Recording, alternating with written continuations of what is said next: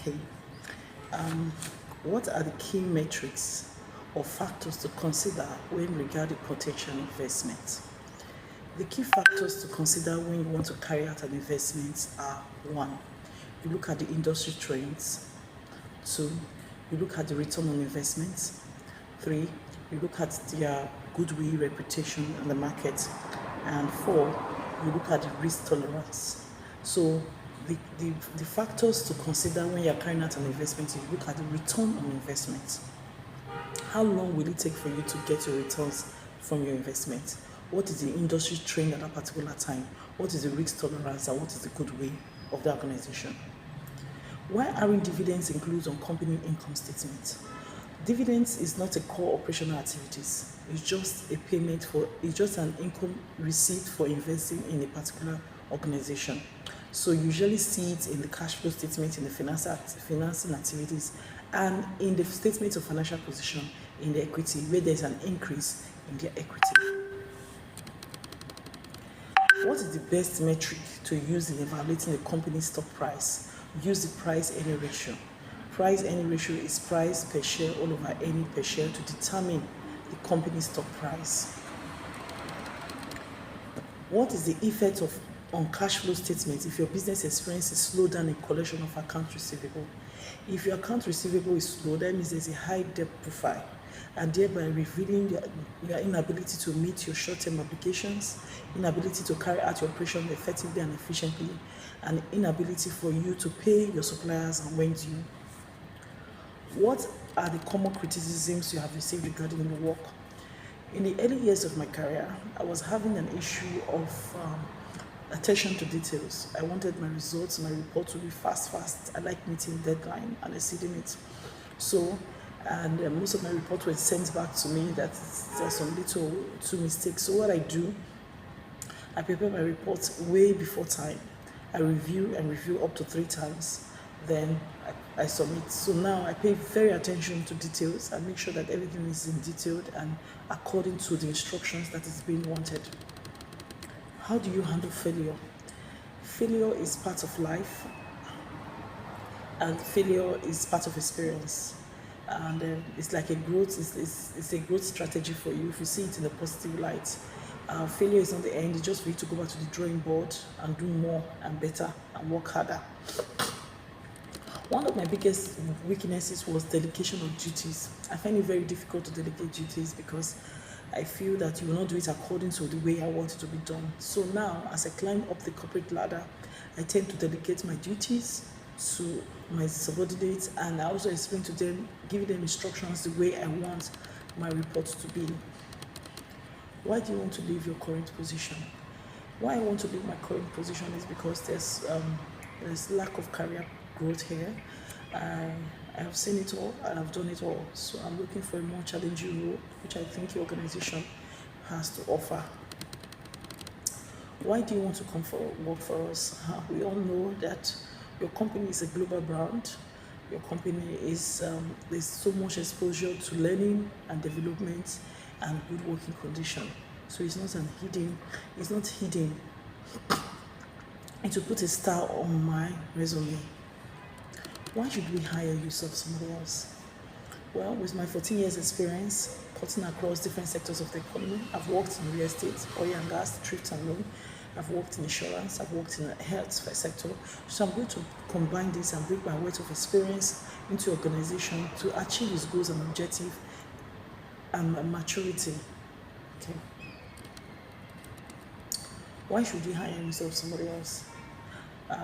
You should hire me because I have experience over 15 years cutting different sectors of the economy, ranging from real estate into thrift and loan, then into hospitality.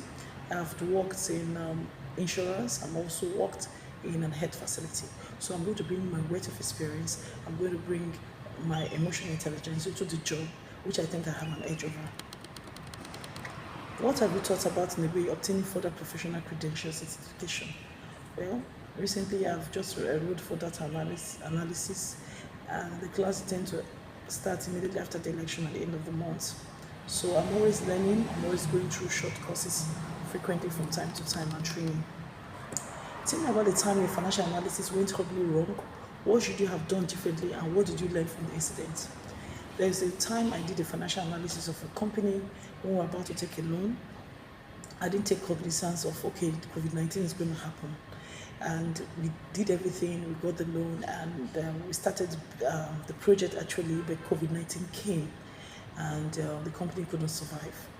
So going forward, even if you're carrying out your financial analysis with an abstract object, you must make sure and put cognizance of the economic situation and the health implication of the environment you're carrying it out. You must be in line with your global environment. What do you think is the best valuation method used in examining a company, and why? Well, when you're examining a company, there are different valuation methods, and we have the company comparable analysis, we have the discounted cash flow method, and the asset-based valuation. The asset-based valuation, I think company comparable analysis is better, because if your industry is a medical industry, you can be able to compare with other industries if you're doing well, and using your financial statements, doing it comparable and able to determine where you stand in the industry, whether you're an industry leader or an industry follower. Okay. What is profitability mean? What profitability model do you favor using when forecasting profit for a specific project?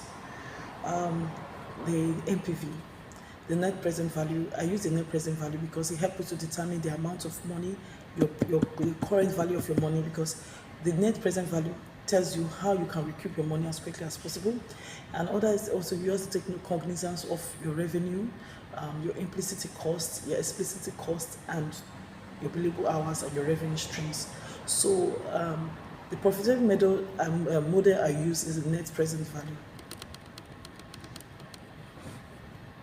How would you handle a situation where you have found a potential error within the details of your client's cash flow? If my client's cash flow, there's an error, I'll make sure I run it through 1, 2, 3 times to be very sure. Then I'll make a quick note on how these things not checked can be escalated, and I also provide probable solutions. Then I report it to my line supervisor or manager. After working as a financial analyst for some time, is there any different role or a career path you'd like to pursue? I'd like to be a chief financial officer one day, or I pursue I have flair for auditing and investigation. Explain financial modeling. Financial modeling can simply be described as an analysis carrying out to determine and predict the future outcome of a project using your cost and your benefit analysis, both present, future, and current cost analysis, and revenue analysis to determine the outcome of the future. So this is what financial modeling is all about. It's a what-if scenario. The example is the discounted cash flow method, the initial public offer, the asset-based valuation, and the company comparable analysis. Is it possible for a company to be in significant financial trouble even though it still has a net positive cash flow? Yes, there can be a financial distress even if you have a cash flow. One, if you're not able to meet your financial obligations or pay your debts when it's due. Two, if you have a project down the line, at the end of the line, your cash flow is looking bleak in the future. You're not able to carry out that project. So it's possible. Describe the difference between a ledger and describe the difference between a ledger and a journal. A journal is the first entry in accounting, showing you your debit and your credit entry, showing your transaction in chronological order and dates, and your description. While a ledger is categorizing these your journals into different categories of assets and liabilities, income and expenses, and also owner's equity. So the general ledger is used to prepare the financial statements, such as the trial balance. Then we'll move on to the explain financial ratio analysis on how financial ratios can be used. Financial ratio analysis is analysis using the financial statement to determine the health of your organization. One, we have the liquidity to determine how liquid you are using the quick asset ratio, current asset over current liability. We have the profitability to determine how profitable you are. We have the debt equity ratio to determine which part of your capital is financed by debt or by equity. Then we also have the efficiency ratio to determine how efficient you are using the resources. So all these ratios combined help you determine where you are and what you're going to, and to determine the financial strength and health of the organization. As a financial analyst, what factors do you continually monitor and analyze? As a financial analyst, it's important for you to look at the risk, compliance of any organization and monitor it closely. Two, you should also be able to determine your working capital, because that thing will determine if you are able to meet your financial obligation when due.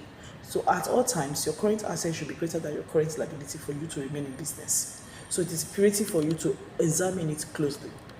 What software or program do you use to prepare reports and presentation? As a financial analyst, the basic software you should use is Excel, and it makes your work easier and bring your presentation colorful. Other software, I'm open to use of any other software because I've used a lot of softwares. So we have BI, we have Power BI, we have Tableau. Thank you.